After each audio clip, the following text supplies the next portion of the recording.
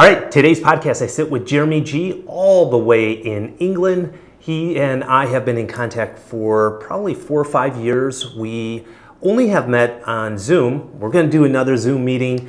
This podcast is talking about real estate and how he sells real estate, how he gets clients, how he markets properties. You're really going to like this one. Take a listen.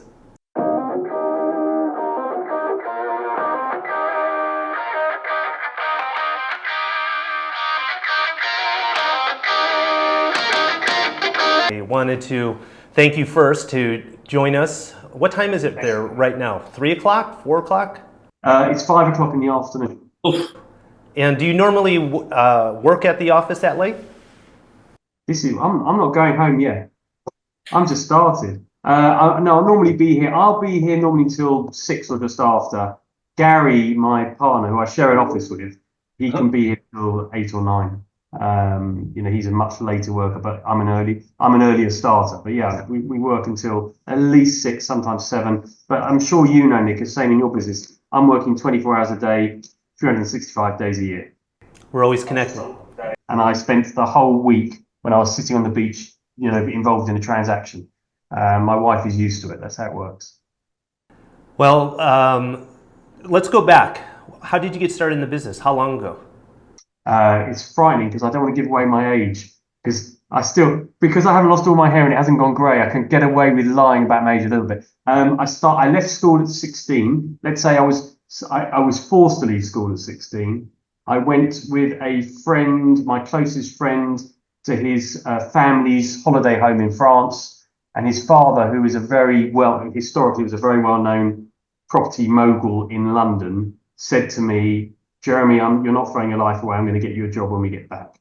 Mm. And thanks to him, he got me 3 or 4 interviews in estate agents, and I landed a job, basically office boy photocopying at the age of 16 to 17 in a very small agency, but under a very experienced lady who taught me the ropes with the guys there.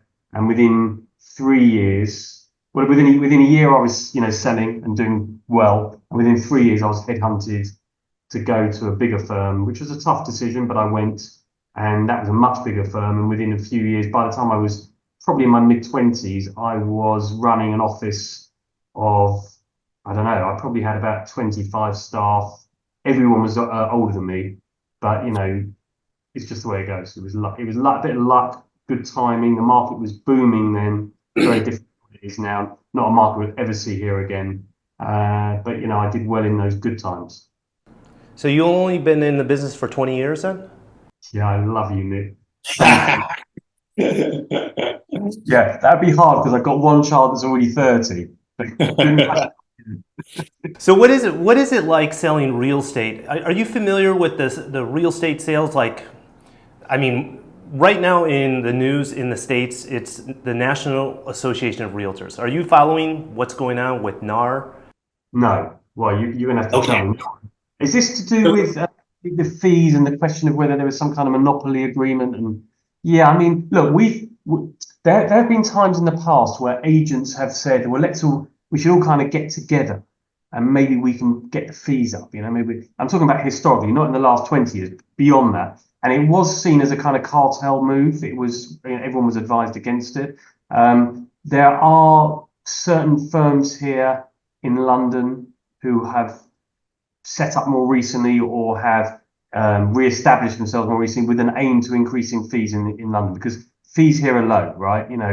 Compared to what you can get in the States and in your territories and other places, we're low. So there have been moves. The problem you've got is that if one agent says, I want to charge, I don't know, the average here for an exclusive is like 2%, right? If someone says, I want to charge 4%, they're just not going to get the business. The client's going to say, that's very nice, you're lovely people, we love your marketing, but these guys were just as good at doing it for 2%. So I think it's a tough call here, but our fees are low. But I hear what's going on in America, and you can be really careful about this kind of cartel price fixing stuff. It's dangerous. Yeah, multi-million, hundreds of millions of dollars of settlements outside of court, but it was a multi-billion-dollar class action lawsuit, and it's still going on. It's taking our U.S. clients, our U.S. real estate agents, brokers, they're upended. And we're fortunate in Mexico to have even higher commissions. So I couldn't imagine operating a business at 2% commission because we're normally at 8%. It's crazy. I mean, we're at 2% on exclusive. If we've got a joint agent, if we do what's called joint selling rights, you might squeeze 2.5 or 3. But that's about it. Look, there've been examples. The strange thing that people don't realize, because as you probably know, our business is focused very much on the upper end of the market, is the more expensive the properties, generally the higher fees we can charge, because it's a very specialist thing to sell. To sell something for 30, 40, 50, 100, 200 million pounds is quite a specialized subject. And it's not that there are some very capable agents in the market that might be able to handle the transaction. It's not that. It's about having the contacts and the history with the buyers that are actually going to buy those things. And that you just can't develop overnight. I've got some contacts that have been buying from me for over 30 years. They follow you around to do it if they like you and they trust you. And I think that's why you can charge a bit more if you're doing a very big transaction. When you say more, what's more in terms of percent? It's never in your fee scale up. I don't. It's never there, right? 3.5 is like you're topping out for. Okay. And it has to be special circumstances. So does anyone represent the buyer then in your neck of the woods? So it doesn't work the way it works in the States. It doesn't work the way it works in many of our other territories. Israel, France, all these territories have buying. Buyers are represented and sellers are represented, and you can, in some cases, in Israel, for example, you can take fees on both sides, which just doesn't make sense to me, but you can. Here, there has been a rise of buying agents. They're independents, but I would say they make up for a relatively small percentage of the market. So generally, it's direct transactions, or you have a multi-listing stuff in the States, which is very different to what we do here. But here, there is a cooperation between agents, and often you'll find that 2 agents, they've got the buyer, they've got the seller, but the fee split, right? So you're on 2%, you get 1% each. You don't have a buyer paying you a fee in most transactions. To me, it coming from a different way of selling real estate, either in the States or in Cabo San Lucas, Mexico, it seems to me that it's not as efficient that way. If the buyers have to come directly to the listing agents, do you have any thoughts on that? Yeah, listen, there's lots of things about our system that we don't like. The whole, our system is you can agree a transaction at, I don't know, pick a number, £10 million. You agree a transaction at £10 million.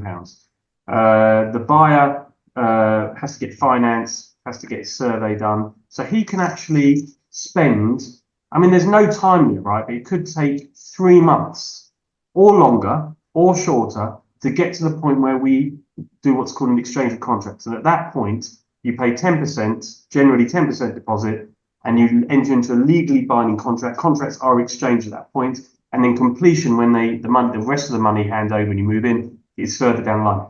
In those 3 months, the buyer can withdraw at any point, and there's nothing you can do about it, right? We don't have a system where you have to put down a deposit or put money in escrow. We very rarely have exclusivity agreements that are binding, because in the amount of time it takes to agree it and the cost of agreeing it, no one can be bothered. So there are much better ways and much better systems for selling property around the world. We would advocate changing here, but no one seems to have the impetus to do it.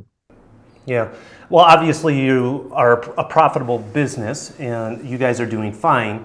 Tell everyone how many offices and what areas you guys are located in. Okay, so so our head office this is Mayfair. We're on Curzon Street, which is a famous street, and we have a whole period townhouse, a listed building, historic townhouse. We're over 6 floors here, and this is our head office. And then we have another office in London, in a place called St John's Wood, which is a very upmarket suburb of London, just slightly north of Regent's Park. And from those 2 offices, we cover all of really prime London. So going north, we can go up to Highgate, Hampstead, and even a bit further, Totteridge, for example. And going south, we go all the way down to Chelsea and even into Surrey and the home counties, where we've got quite record for selling some of the most expensive houses down that way as well. So we cover everything from those two. We've then got four offices in France. So again, wealth centres, Cannes, Cap Ferrat, Saint-Tropez, Mougins, and another one in the pipeline that you're the first person I've said that to, but I can't tell you where it is yet, but another wealth centre which we're working on. We have an office in Mykonos in Greece. Now, I don't know if you know Mykonos, but it's a small island. It has a season, and in that season, some of the wealthiest people in the world turn up and holiday there, and we make money there by a relatively short-term lets, but at big money. So they'll do a week or 2 weeks or 3 weeks, but it can be £100,000 a week and more. And we sell a couple of very expensive villas there every year as well. So that is a very nice little office. We have an office in Tel Aviv, which for obvious reasons at the moment is quiet, and we're just more worried about the pastoral side of our staff. Some of them have been on the front line in Gaza, so we just have to be careful of that and be aware of what's going on and be sensitive to everyone in the Middle East, which we are. We have affiliate offices in New York, and that's going to soon be Miami as well. And we have just opened an office in Marbella in Spain, which is our latest. So quite a wide range of offices, quite eclectic mix. We pick areas that we like, which is a good place to start. And then we pick areas that also have a concentration of wealth, because even if we try to become a more mainstream agent, it's almost impossible because we are known for doing the bigger deals. So, we do have, we much prefer a lower price point and a more regular cash flow, but in reality, people know us for doing those bigger deals. How did you get started in terms of, you were 16 years old, after about 3 years in the business, making photocopies, things, grunt work, and then starting to sell and selling very successfully. Did you start selling in that price point of multiple? No, that happened in about 1999.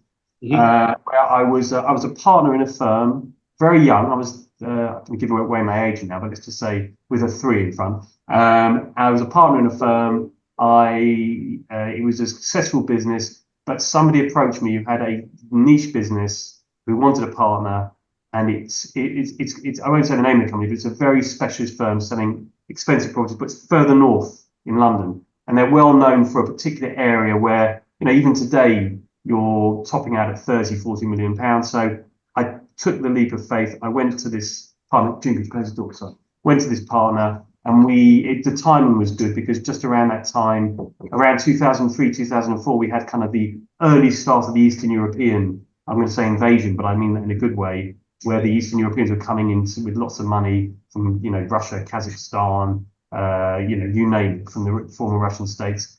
And we saw that through to, 2003, 4, 5, 6, 7, 8 were amazing years in that particular area where we were doing some record breaking stuff.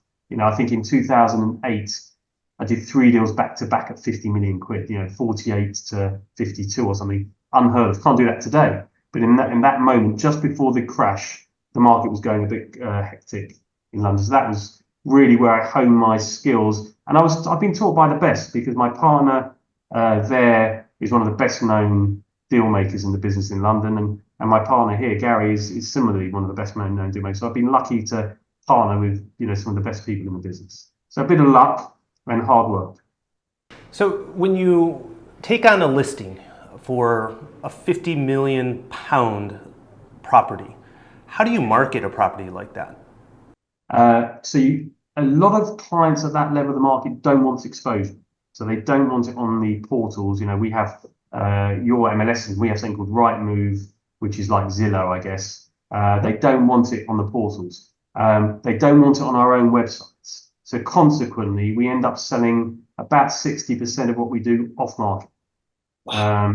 What's changed, of course, is however off market you are, if we can't get them through, I don't know what you call it in where you're in Cabo, because we call it KYC. Yeah, CDD. We have the same thing. ML. If you can't get them through, we can't sell, right? We're very strict here. We have an in-house compliance officer. We are, guided by HMRC, which is the Her Majesty's Revenue and Customs, and we are very, very careful about source of wealth, who we're dealing with, and if we can't get them through the process, we can't deal with them. But that happens very rarely. Obviously, we have sanctioned clients that we can't do anything for anymore until that changes. But generally, our clients are, we get them through, they pass. And then it's about who you know, because you're not going to sell a £50 million house. If you put an advert on the internet anywhere, you're not going to find your buyer, right? It comes through a network of contacts that we've developed over years and years and years. The most recent deals, for example, and I can't give too much away because we've signed NDAs on one of them, but on one of them was a Middle Eastern royal buyer that bought a house from us for 40 million. It's a Middle Eastern royal that's bought from us for 20 years. And so they won't buy from anyone else anyway. And we knew what they were looking for. This client of ours said he would sell, but he wanted it very discreet. We put two and two together and we were lucky. And the other, we've just done something very big that I can't really talk about in Mayfair, to an American buyer. And he's part of a group of buyers that we've sold to over the last 2 years. They're all in the business together. And, he's just another one of them that we've sold to. So again, they don't buy from anyone else. So it is, we're lucky with those contacts, but it's, again, they've been earned by hard work. And after the sales have happened, is that public information? Can you publicize then, or still you cannot? So the land registry publish figures, right? So in the end, if a deal's been done, unless it's been done as a corporate vehicle, so unless you've sold a company, which you can still do. We have done a couple of corporate sales this year. In fact, we've done a couple of corporate sales for the first time in probably 15 years this year. The government make it very difficult here because the taxation is very high. What we call it stamp duty. And if you're doing a corporate sale, you do have some element of saving, but there's other taxes at the other end. So it's not easy. But in the end, land registry publish the figures and there's no hiding. What we will never do, even knowing all of that, we'll never breach an NDA, right? So it will never come from us. So we've done some deals that we can never talk about. And in fact, we get frustrated because other agents might talk about them because they're not under an NDA and they may know about them, but we can't say anything.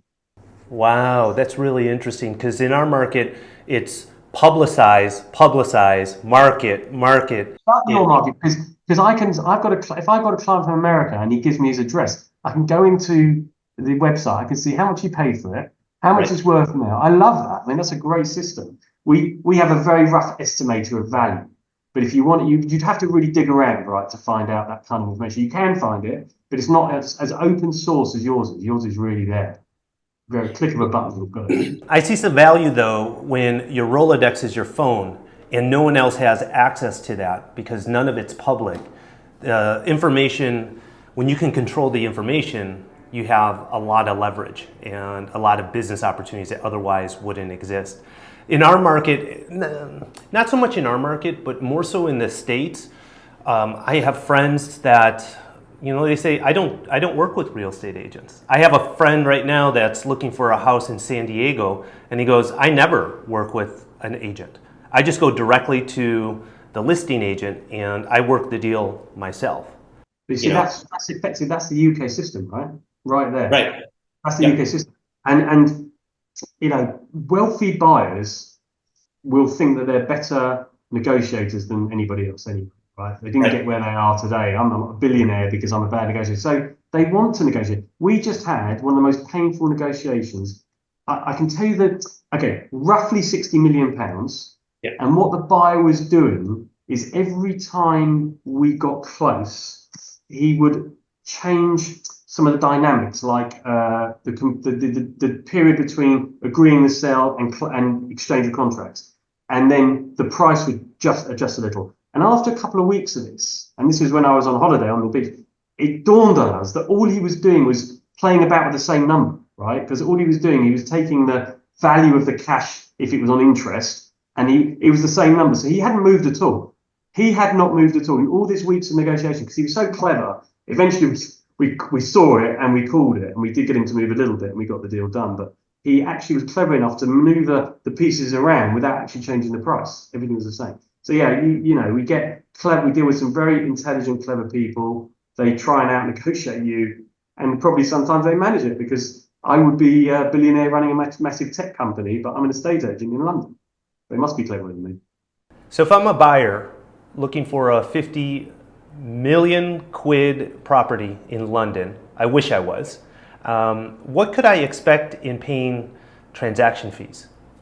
Well, it's classes. So, assuming you're a buyer that has another home, because this will not be your only home, and you're buying an overseas purchase, your tax is at 17%. So 17% of the purchase price. Are you kidding me? 17%? 17%.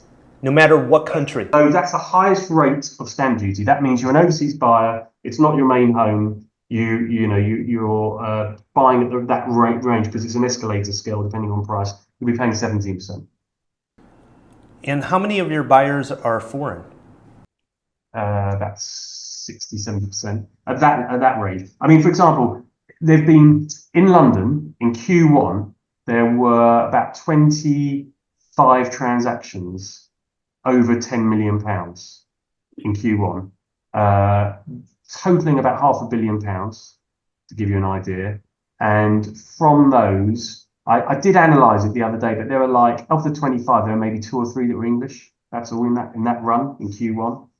But there's problems here with the overseas buyers, right? So we've got, obviously, the Middle Eastern buyers are flexing their muscles again. They were a bit quiet in London for a couple of years, but they've been active. The Americans have been quite a surprising source of buyers for us, but they've been very active. We've done a lot with Americans. The Indians are always buyers for certain parts of London. Mayfair they love, but they're not really anything other than that. They love Mayfair. Maybe you can get into Belgrade, but they kind of focus on Mayfair. The Chinese have been really active here, but, and this is a very recent development, there have been 2 sales in London last week where the buyers had exchanged contracts, so they paid 10% deposit, both of them around £30 million. So they paid £3 million deposit and failed to complete, which means they lose their deposit. Right? They've lost their 10%, and this apparently is due to some pressure from Beijing to Chinese nationals who are spending money outside the country. So that is a worrying thing for London. In London, we've got loads of problems with, politically here, we've got problems, taxation, because there's changes to what we call the non-dom rules about non-domiciled buyers and what their tax position is. So if the Chinese buyers are facing problems, that's another issue for us. Our market is narrow anyway. To lose a group of buyers would be tough. Do any of your buyer clients work on getting citizenship or residency? Does that change the transaction fee? The problem is that there are much more attractive places to be resident, right? Mm-hmm. So you can go to Dubai, for example, where your income, there's no income tax, right? You can do something really clever in Dubai. The problem is you're limited to how many days you can then be in the UK. So I think it's 90 days is the limit, or wherever you go, you're limited where else you can go. I have a client that has homes around the world and he moves around all the time, right? But he would love to live in London because A, his children live here, and B, people like to live in London for the cultural side of things, education, culture, all that history. But it's not, the government makes it unattractive for people like him and multi-billionaires to live in London. They do. And it's hard to understand because these are wealth creators. So if they come to London, there's in his home there's 15 people employed when he's here, right? So that's 15 jobs. He opens businesses here which employ, could be 100 people. So when they decide to move their centres to, let's say, Dubai, they're taking that infrastructure with them, and all the wealth that comes from that leaves this country. So yeah, we're concerned about this stuff, and we've seen it coming and it hasn't slowed down. The rate of change, which really started, strange enough, with the Conservative government under George Osborne, where he started raising stamp duty, to where we are now, has been quite surprising, because I don't feel personally it encourages the wealth creators to come to this country and stay in. Wow. How many agents are in your offices there in England? So in actual agents, or how many staff in total? Both. Okay, so in London, our staff count's about 30, which is probably similar in France. I mean, in total, we're about 100 people as a business. In terms of sales agents and rentals, we put them all together. We're, of that 30, probably about 11. So you do a lot of admin, we do have to have admin, marketing. We have in-house marketing here. We do all in-house compliance, which is a new job. Back of house finance that runs the engine and the money of this business to make sure we're not doing anything stupid. So there's quite a lot of infrastructure involved. There are the difference with the models that are running in the States and they're opening here, the broker models, which are interesting because actually you can take on 100 staff if you want, and they're on a commission only deal. And that's something that I think probably will move the market here at some point in the future. People are trying it now. There are quite a lot opening up. There's a newspaper an online newspaper for high-end estate agents called Prime Resi. Every day I open that, someone else has joined some brokerage model. So that is a change in our market here. But we are very traditional. We're a very typical traditional estate agents. So we're old school, I would say. But it doesn't mean that the winds of change aren't coming in terms of brokerages. The 11 agents, I mean, where are real estate agents coming from? Are they coming like yourself out of like high school dropouts or? Wow, gosh, I've never been called that one. Where are they coming from? So there is different strokes for different folks, I think is what they say. So for example, if you're working for one of the bigger firms, like a Knight Frank, which I'm sure you've heard of, and Savage, these kind of firms, they love the graduates. They have their own graduate scheme. You go and get a degree somewhere. I don't see that. When I interview, I can tell within 10 minutes of sitting in a room with someone, and by asking non-interview questions, I really don't put them through the mill, whether they're going to have it or not. There's something that the ability to sit and talk to anybody, whether they're rich, poor, any ethnicity, none of that, just to be able to sit and talk and hold a conversation, and then to establish a trust. That's really something that you just can't be taught. You're either born with it or not. So we don't look at graduates. We don't look for degrees. We look for the person. Generally, for us, we like to take advantage of the bigger firms' training programs. So it suits us if our team members have come through a Knight Frank Savage Foxtons. They've been well trained on the basics, because here we're too busy to train. You hit the ground running here. So we like, if they've had a few years in one of those bigger firms and then they want to come and do something boutique and earn proper money, if they're the right people for us, yeah, we'll look at them. If I'm looking to relocate, I'm going to sell my company, I'm going to live in London and work for you. What could I expect to earn?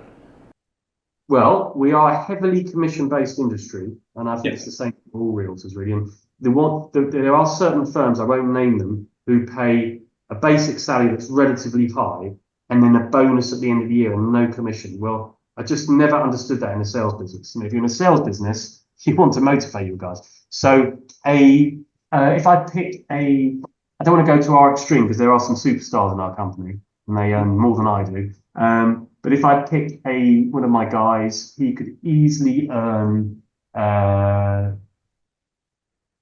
250,000 pounds, which I guess is $300,000. But and actually, you don't have to do a lot of sales here because the fees are big for us relatively, right? The fees. So if you sell something for £20 million, you're likely to get a £400,000 fee, of which they'll earn a percentage of that in commission. Yep. So yeah, they can do well. Look, there's guys that have worked here that earn a lot more than that, 7 figures. But I think we're probably quite underpaid compared to you guys. So can I ask you the same question here? I'm coming to Cabo San Lucas or Beverly Hills, where we've always talked about opening offices and never done it. The realtors there seem to, if you watch the television program, seem to earn.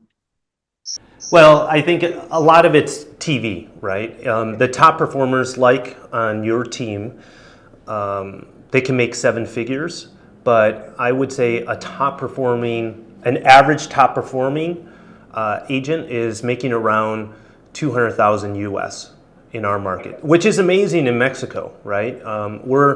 We have this weird bubble where we're selling in US dollars, we're selling to Americans, but we're in sunny Mexico on the beach, and it's earning 8% commission. So it's this weird phenomenon that I've been.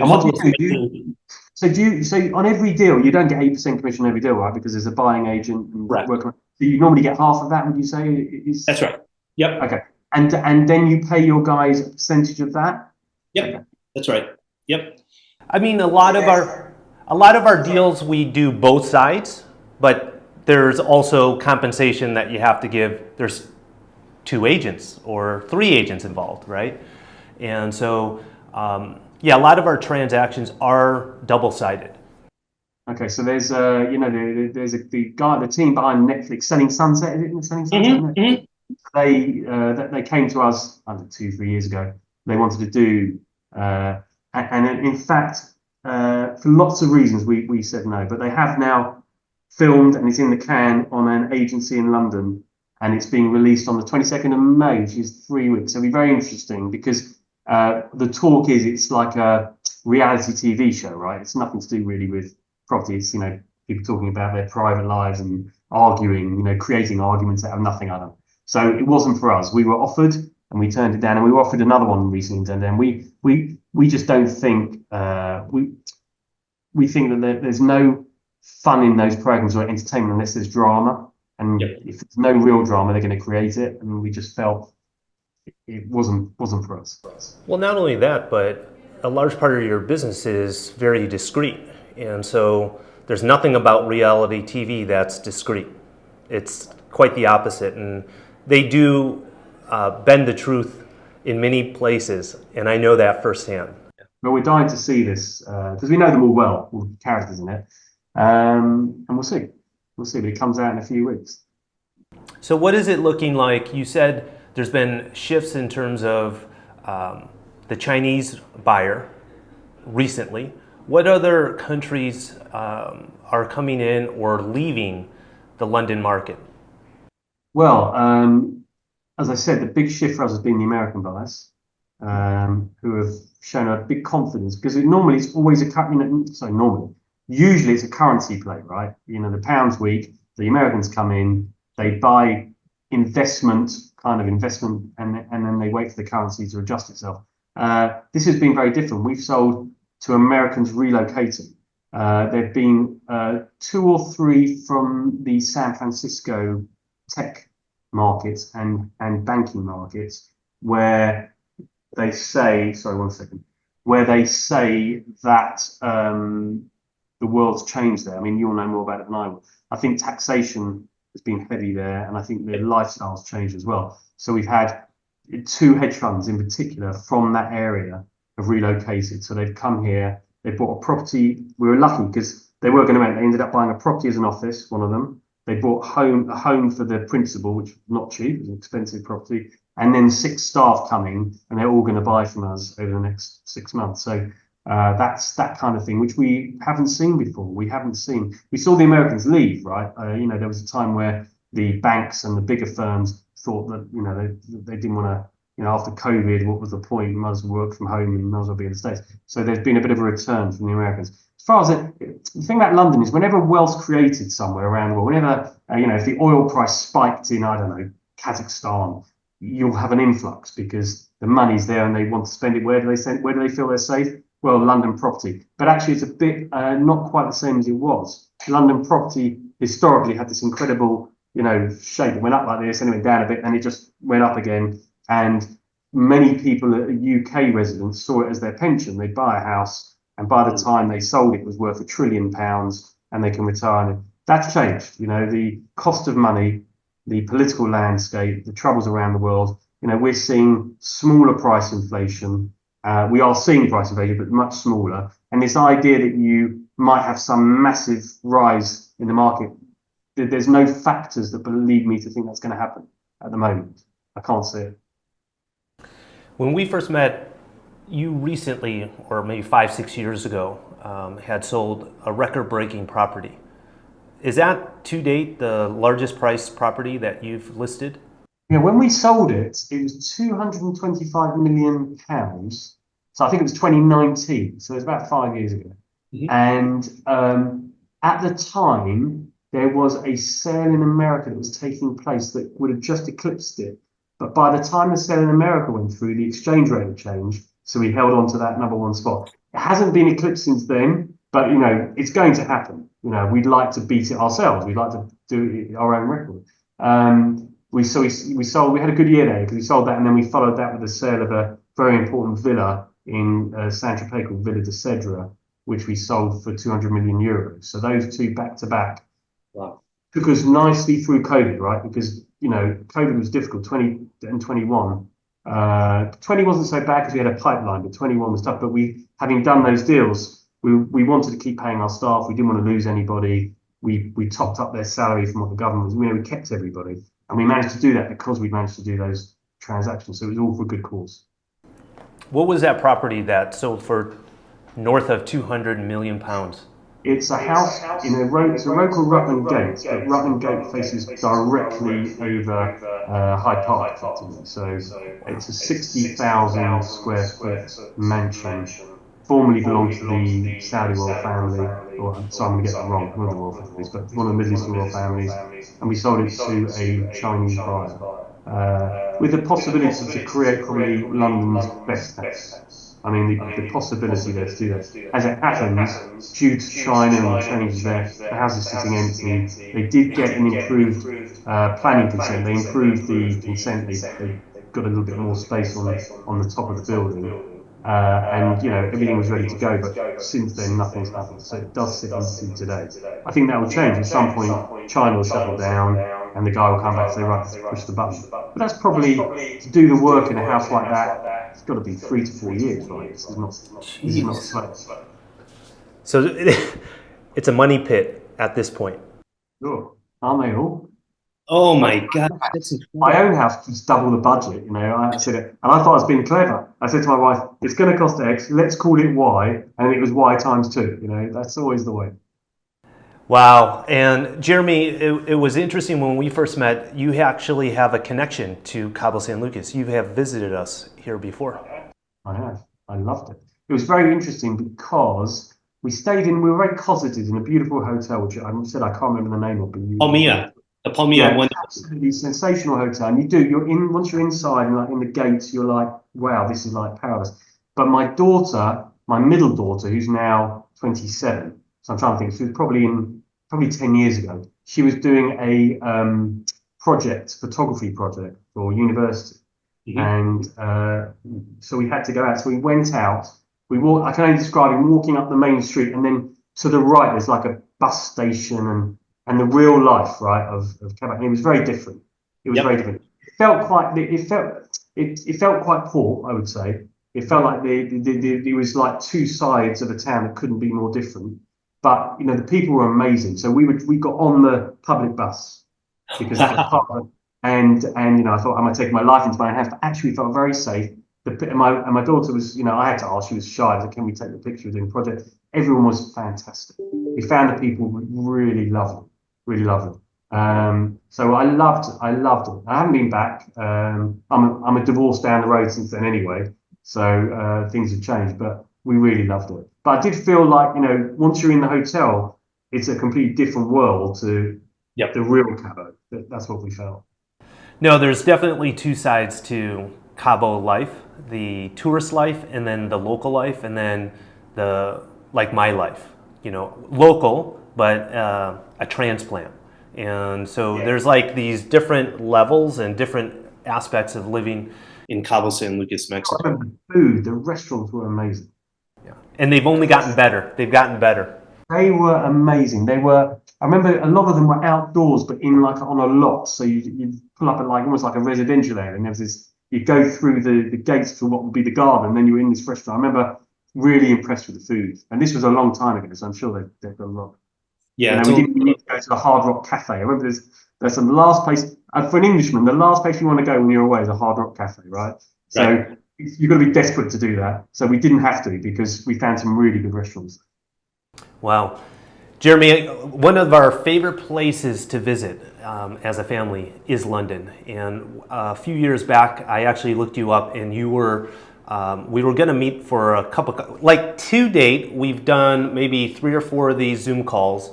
Yeah. We haven't met in person, and we were going to connect for coffee, but you had to fly out to Dubai for a client. Yeah. And do you do that often, where you're traveling for clients? That one client I've had I met him on September the 11th, 2001. right? No way. And he came into my office with his wife to buy a house, and someone said, turn the telly on, and we sat together and watched the second play. So it's something that binds you, right? You know, where were you? Well, I know exactly where I was. I was with this particular guy. We've been friends ever since, really. I've moved him and his family, I'm going to say 6 or 7 times. And he was a billionaire who then wasn't a billionaire, and now he's a super billionaire. You know, he's like that. And he's bought homes, so he now has homes all over. We've mentioned him, he even has homes all over the world. And he wanted to buy in Dubai. And he said, Jerry, if I want to buy in Dubai, I don't know what I'm doing. You got to come. And I did. And it was, you know, interesting. Dubai's a mad world for property. Crazy. I mean, they're making more money there than all of us put together at the moment. Mm-hmm. To be honest, unless the government bows to pressure from, I don't know, America about, you know, the Russians and, you know, the source of funds, they're just going to keep going, because if you've got money to spend and you don't want any questions asked, Dubai is a great place for it. And I think that's driven that market. It's gone berserk there. It's gone absolutely berserk. Jeremy, I appreciate your time. Hopefully you're going to check out pretty soon and get back home, because it's close to 6 o'clock where you are right now. The night is still young. All right. Well, Jeremy, I appreciate your time, and I look forward to seeing you either in Mexico or in your part of the world sometime soon. We're not going to meet. Absolutely. Nick, great to see you. Likewise. Take care. Bye. Bye-bye. Wow. Jeremy, that's probably the 4th time he and I spoke on Zoom, never met in person. I look forward to meeting him in person, but hopefully you got some very interesting facts and how real estate is sold in England and other parts of the world. And if you're a real estate agent, one of the things that really resonated with me is the relationship and the trust that we as real estate professionals have with our clients, and how important that is, that can last a lifetime. If you like this, stay tuned for the next one. And until then, bye for now.